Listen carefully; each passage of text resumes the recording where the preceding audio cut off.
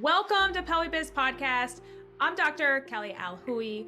I've grown my pelvic health practice, orthopelvic physical therapy, and now I'm helping pelvic health professionals do the same. Each week, I give you the knowledge you need to grow your practice. Let's get into today's episode.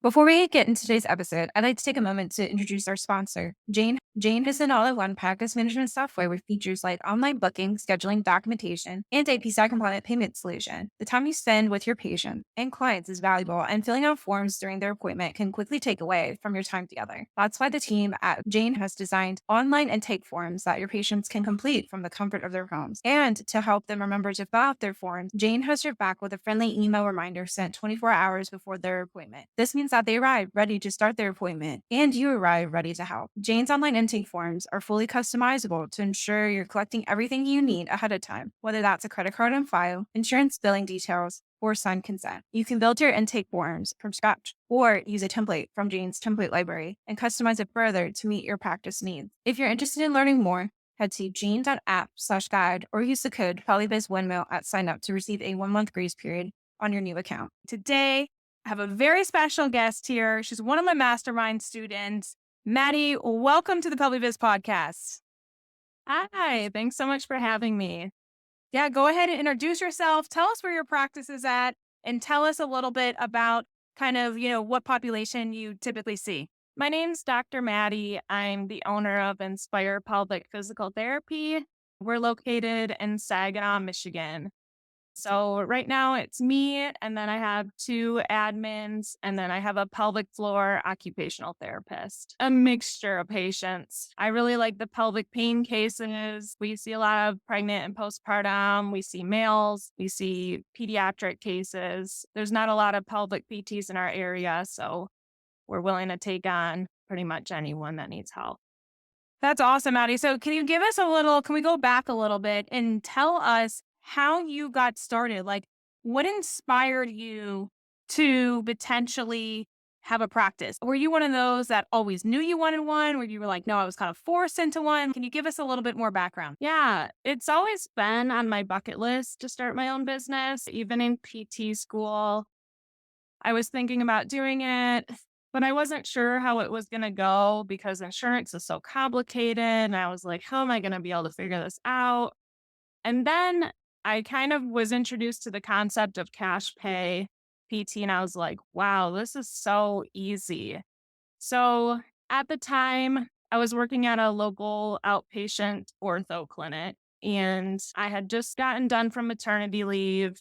I was working about 32 hours a week, and I was kind of ready to start working on Fridays again. So I was like, well, maybe this would be a really good chance on Fridays. I could have my own little thing. I could cross it off my bucket list.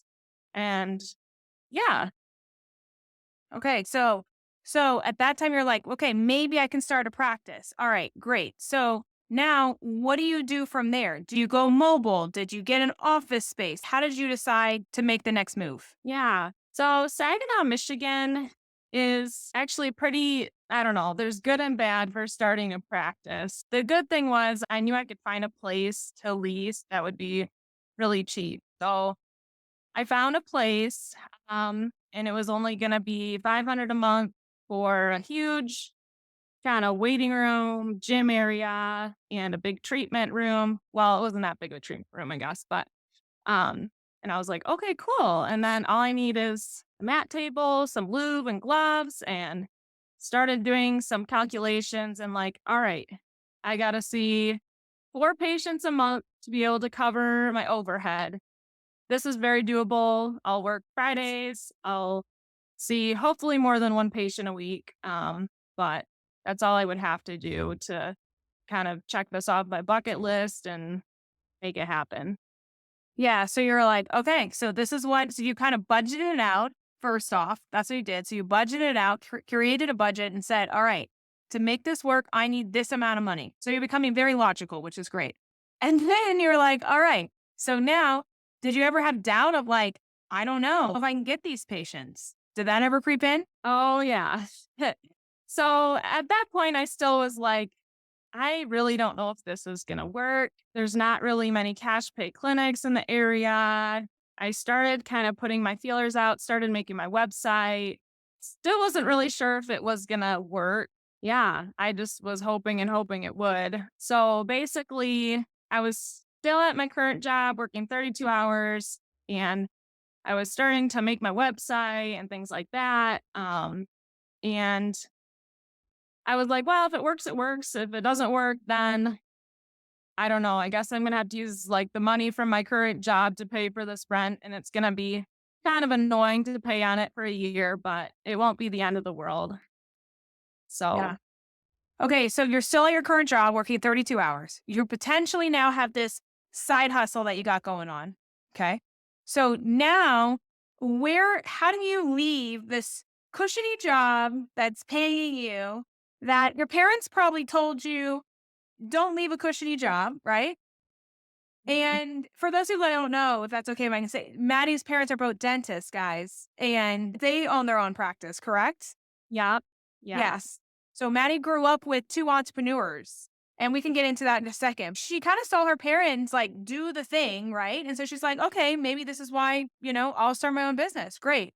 But what switched, Maddie, in your head where you were like, okay, I'm going to let go of this cushiony job that actually provides me benefits and all this stuff. And I'm just now going to go all in on this Friday side gig. Yeah, so this is kind of where it all shifted. So at my current job, there were several other PTs that had their own businesses, little side hustles. And I was like, okay, that's cool. I'm going to do kind of what they're doing too. There's been no issue with that. We don't have non competes. All of a sudden, I show up to work and the CEO of the company's there. And he said, Maddie, we're firing you for starting your own business. So at that point, I was like freaking out. I had no patience. This was all just an idea. I had my lease signed. So let's just pause there. I mean, that's a moment right there because you show up, it's a normal day. Okay. You're walking into work like, okay, here, I'm just going to do the thing again. Right. Yeah. And then all of a sudden you're blindsided. Mhm. And then you're like, crap. So then that day, I'm assuming you had to leave that day. Is that correct? Yeah.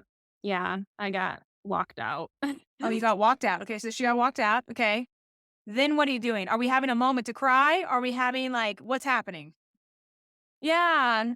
There were some tears, of course. I could even cry right now, but I'll try not to. It's okay. It's a moment. I liked my coworkers a lot, so that was the hardest thing, and I felt really blindsided. So basically, at that point, I was like, "All right, I got to find a new job. We need money. Our family depends on my income as well." I applied to 4 other PT jobs in the area. On all the applications, the first, maybe not first, but one of the questions was, have you ever been terminated from a position? And Right. yeah, I didn't want to lie. I answered yes. And one of the applications, it was like automatically just came back and it was like rejected. I'm the type of person that doesn't fail at things like all Right. student, college sports. And I'm like, I can't even get a job in my profession. This is like really Right. scary. Right. Wow. Wow. Because they're not even asking, well, why? Why did this person get fired? Because they don't know the backstory. Yeah. Yeah. So that was another turning point. So I was thinking then, okay, either I need to switch professions, maybe become a massage therapist or just do something kind of random, personal trainer, or keep applying to jobs, or I can make this business work. So my husband and I, we looked at our like personal budget and we're like, okay, we've got like a couple months that we can survive without your income before we gotta like move in with your parents or something like cloth diapers for the baby. Right. Um, and so I was just, I don't know, I was forced to go all in. So that's Yeah. kind of, Yeah. Some people at this stage, they either decide to have a side hustle and still work for someone else, or they're forced. And people could be forced in many different aspects. They can be forced because their current employer forces them. They could be forced because potentially their health, that was me. They could be forced because it truly is the only option because maybe they can't go and work somewhere else. Like that just isn't an option, right? So there's many different ways, and you decide. Oh, you didn't decide, but you were forced into saying, okay, I have to start my business. This literally is the only option right now that you're seeing because all the other people potentially could have just denied you because you've gotten let go from another job. So now you're forced. How many patients do you have on your schedule right now from your side hustle? So I still had 0. Okay. Uh, I always have this philosophy, like, you can will yourself to win. So I was like, I'm going to have to Yep. will myself to win. I don't know if it's possible, but I do. I was thinking about the baby I had just had and like how I could support him. And um, anyway, getting emotional. But so I thought, all right, I'm going to marching these doctor's offices, which if I would have had another job, I probably wouldn't have done, like, because that's really scary for me. I just marched in, gave them all my stuff. I was starting to set up meetings with doctors, starting to set up workshops. And another thing I started doing was posting really crazy, inappropriate reels on Facebook, Instagram, and just like committing social suicide, going all out because I was like, I don't care. I have to do this. Like, my family's going to go down if I don't. Um, and then finally, a girl from my church, she texted me and's like, "Hey, can you dry needle my neck?" And I was like, "Yes." With first patient. So I was like, "Oh my gosh." And then after that, it just kind of snowballed. Like, I had her, she wrote a nice Google review, and the workshop stuff started to trickle. And um, yeah, like slowly but surely, like by month 2, I had a couple patients I was seeing, maybe 4 a week. So I want to pause there because what you're saying is, and I find this a lot with entrepreneurs, the ones that are either forced to go all in or that decide to go all in, those typically are big winners because they just put everything on the line. And they may have had, you were forced into it. It wasn't even an option for you, right? But you just went in and you put everything on the line and you said there was no other freaking option. Like, this is it. And when you have that hyper focus that you had, Maddie, of, I got to do this for my baby. I got to do this for my freaking relationship, right? I got to do this. Like, no matter what, I'm going to make this work kind of mentality rather than, and you were still doubting yourself. It wasn't like you were not doubting yourself, right? But you were like, I don't care what it takes. I'm going to be so obnoxious online that you're going to get people's attention. We'll promote your social media at the end. But now, I mean, tell them you got a lot of followers, right? On social media. Yeah, yeah. Social media has been really, really big for the business. I know some people it's not the case. It has worked really well for me though. Facebook and Instagram. I would be up late every night, just like worrying and stressing and like studying other big pelvic PTs. You know, the big ones, the vagina whisperer. Yeah. Why do some of these reels take off? Why do some of them not? And so I was trying a bunch of things and experimenting. And I think I kind of figured out eventually like what can make things take off and what doesn't. So that's been really big for bringing in patients and ad revenue and things like that too. Yeah, that's awesome. So basically, you just did the thing, even though you were terrified.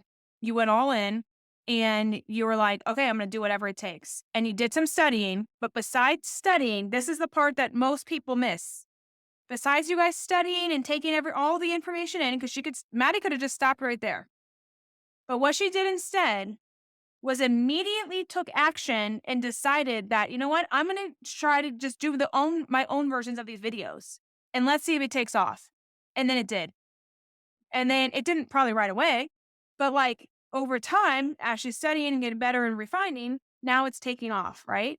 So I think Yeah. this is a really good lesson to, even if it doesn't work at first, when you made that first post that you put out. I mean, I remember mine. I ordered a bedazzled screen behind me. I was in my 600 square foot apartment.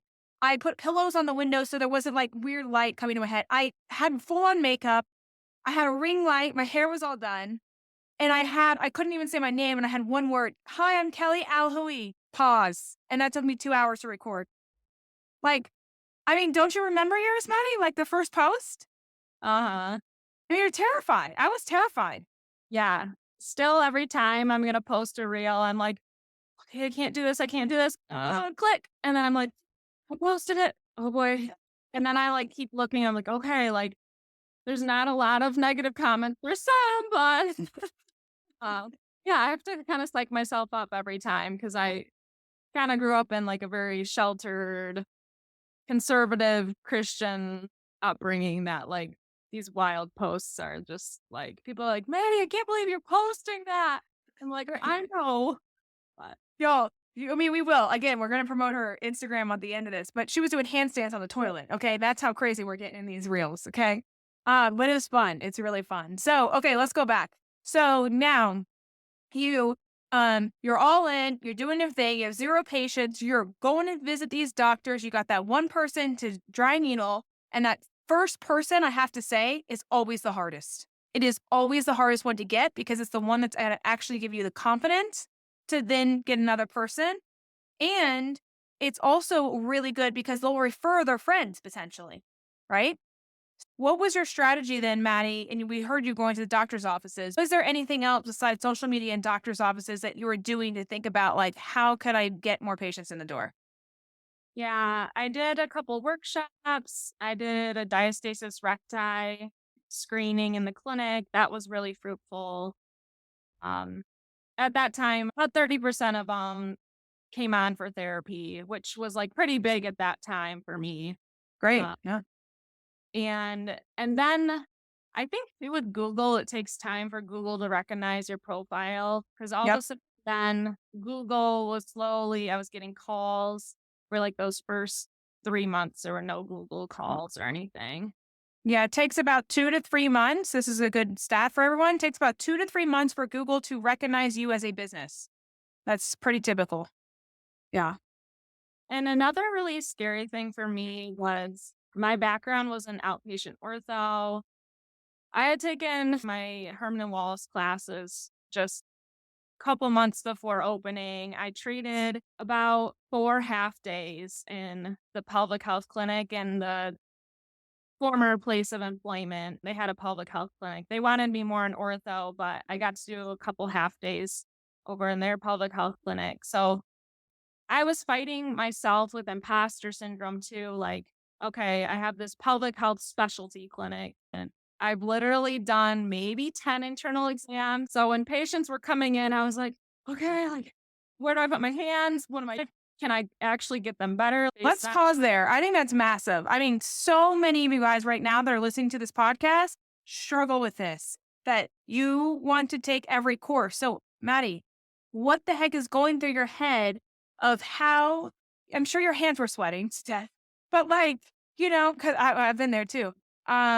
But what was going through your head of like, I just got to do it? Was the drive of like, I got to survive behind that? Or was it just, okay, I'm just going to kind of learn as we go? What was going through your head to make you only have experience with 10 people and then say, now I have a pelvic health practice? Yeah, it was kind of insane. I knew there was such a need in our area for pelvic health. Yeah. And the practice I was in, if they weren't going to let me do pelvic health, um, full time or whatever. And I was like, if I don't do this, there's going to be thousands of people that don't get help. If I wait a couple of years, like thousands of people are going to not get the help they need.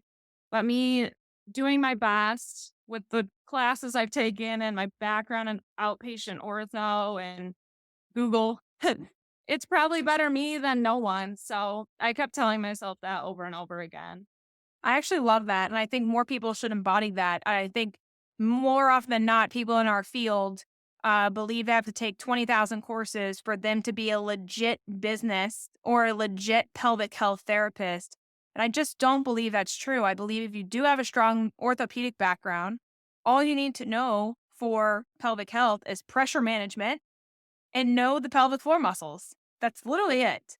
And if you just can add that on to your orthopedic background, we're going to make our pelvic health patients so much better, And you don't have to have all these, certifications to feel like, I mean, maybe you do yourself, but like you really don't need that because the patients, Maddie, have you not had good results?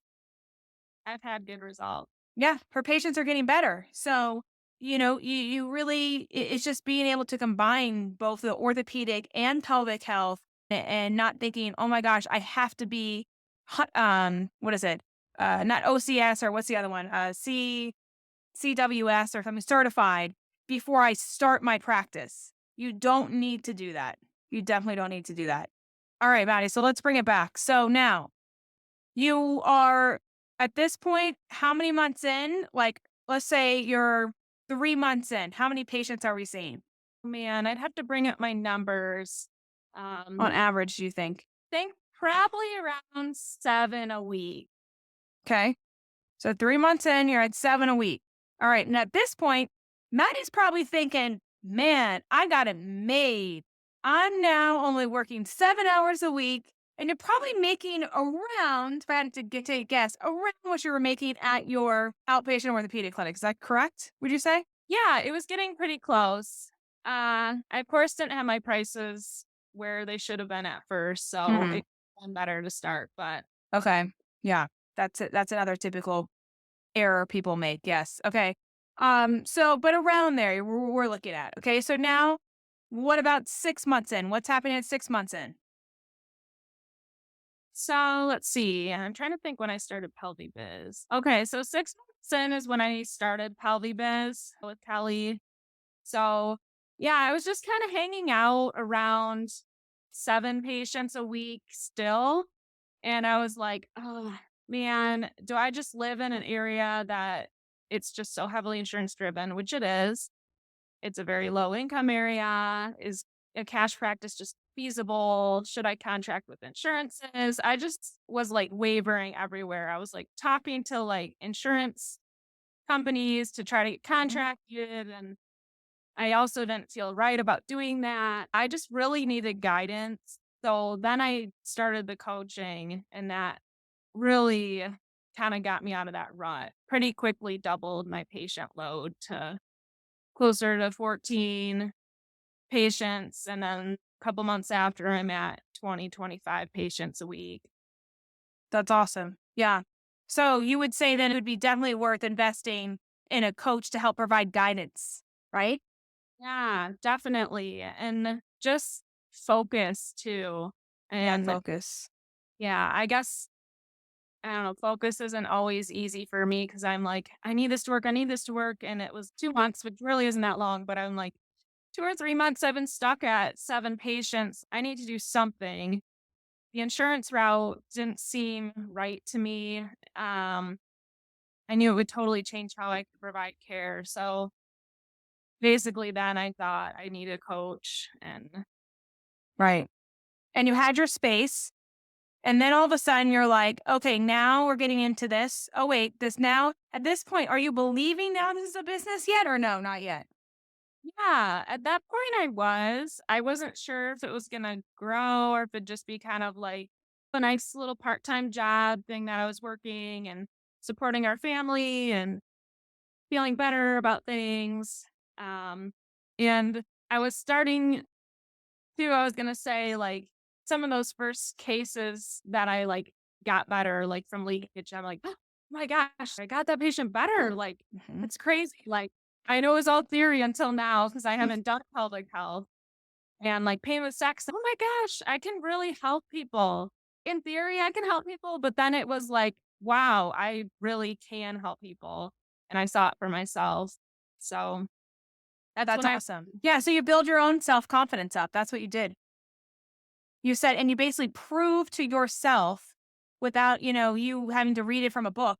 You basically proved to yourself, like, I'm going to show myself that indirectly, you didn't know you're doing this probably, like, oh, wow, I can get these people better. And so that only then builds the confidence. yeah. Yeah. Okay. So now you have your clinic where, let's just say, I don't know, 8 months now in. How many months are we in now? I don't know. I lost track. Uh, right now, I'm about 9 or 10 months in the business. Okay, so 9 or 10 months in the business. So where are we at right now? Did we have a move that happened? Can you tell us about that? Like, where are we at?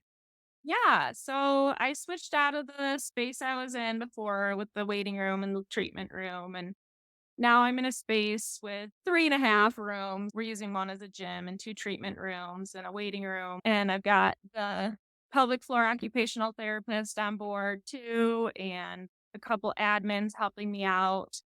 Uh, so that's something too with having the business coaching and having not only Kelly, but people in our group that have gone through it before. I was like, okay, I should get some help around here because I always thought I would just do it all on my own, take my own phone calls, treat my own patients.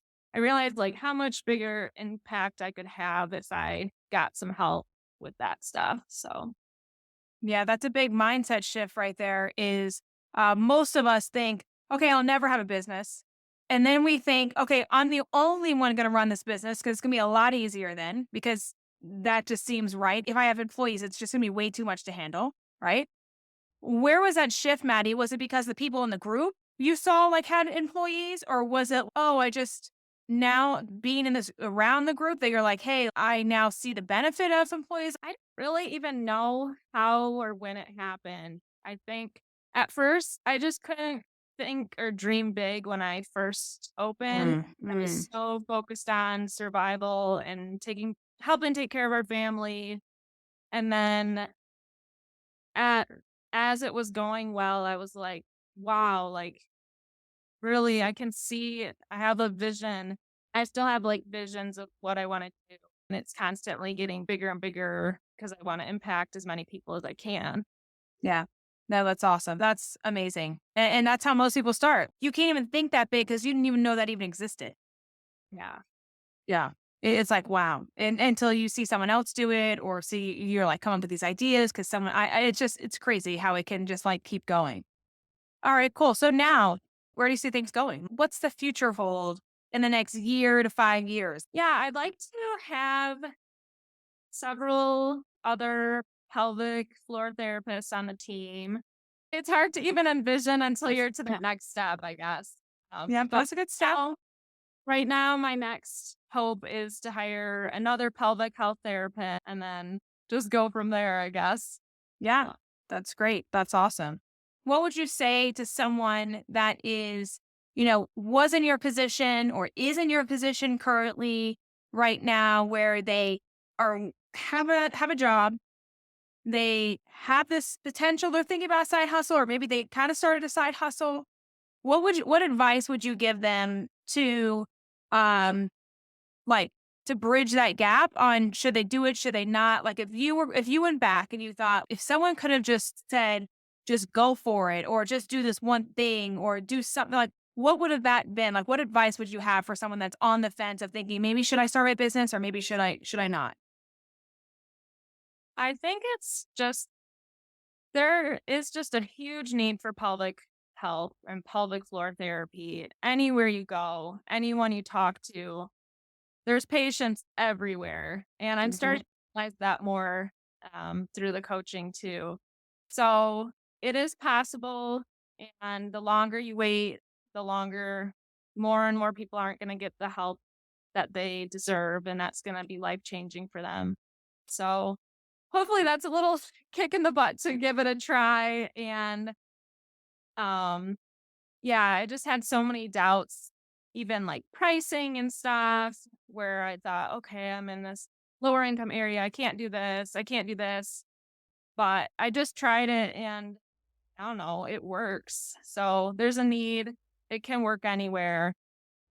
I've truly found that. So It truly can. It can work anywhere. We have people in, I mean, the outskirts and outskirts of Texas, Alabama. I mean, we have all over the place. And then we have very, LA and all these different cities. And it works always. And it's just in a cash based model, right? So are you happy, Maddie, now that you went cash based versus hybrid versus insurance? yeah, I'm so grateful that you kind of just gave me the reason I chose you as a coach was because you just tell it like it is. And I'm kind of more of the fluffy type. So I knew that would help round me out. But you just told me not to do it. And I'm so glad I didn't. Yeah, it's a different type of model. It doesn't really serve the patients well. I think those businesses are going to end up going out of business in the years to come. I think this is kind of the new way of PT. Yep. I agree. 100%. I couldn't agree more. I think as we know, every single year, reimbursement's going down anywhere between 3 to 7%. So how could traditionally, these businesses stay in business if you're traditionally taking the insurance model? It's going to be harder and harder. And hybrid, if you are a hybrid practice, I know we got some of you guys out there that are hybrid, you're going to have to look at ways to filter in some kind of cash-based offer in addition to the what you're getting from the insurance company to really survive and pay the PTs or OTs or PTAs what they need to be paid and make overhead. So I think it's definitely, the wave of the future. So I just want to say, Maddy, thank you so much for coming on. Is there any parting words that anyone listening to this podcast that you would like to tell them or give advice on or anything like that before we go? Yeah, thanks so much for having me. That's mainly what I wanted to say. Hopefully, something that I said inspires you to achieve your dreams and goals. No, I think it was so inspiring. I mean, come on, guys. She was forced to leave her job and she had no other option. She had to make it work. And I think that really speaks to Maddy. I know now Maddy very well, and we talk every day. And, I can say Maddy is one of those people that is just going to get the job done. And no matter what it takes, no matter how much it's scary inside, she may say it's scary. She may say, guys, I'm having a hard day today, but I'm going to do the thing. And she just goes and she does it. And I think that's the big difference between Maddy and some of you guys that are listening to this podcast right now is that she actually took in the information and did the thing. She went all in. And I can tell you the people that literally just go all in, those are the ones that are really going to be hitting 7 figures and beyond and get their time back and really understand how to play the game. And I can't wait to see it. I'm thankful that, you've allowed me to be your coach, and it's just been, it's been amazing to see the journey so far, how far you've come and how much progress you made in such a short period of time. And, I can't wait to continue the journey and just, everyone keep track of you. So you guys got to go follow her. Maddy, can you tell us, where they can find you on Instagram and Facebook? Yeah, it's Inspire_Pelvic PT on Instagram. And then Inspire Pelvic Physical Therapy on Facebook. Awesome. And then do you want to put out your website as well? You want to give a shout out for that? Yeah, it's just www.inspirepelvicpt. Awesome, guys. And we'll put it in the show notes as well. But thank you, Maddy, so much for coming on. And we appreciate your story and very inspired by it. Thank you. Yeah. I consider myself a business and life coach. Are you ready to live the life of your dreams as an entrepreneur? If so, let's chat. See the episode notes below and go ahead and book a call. See you all next week.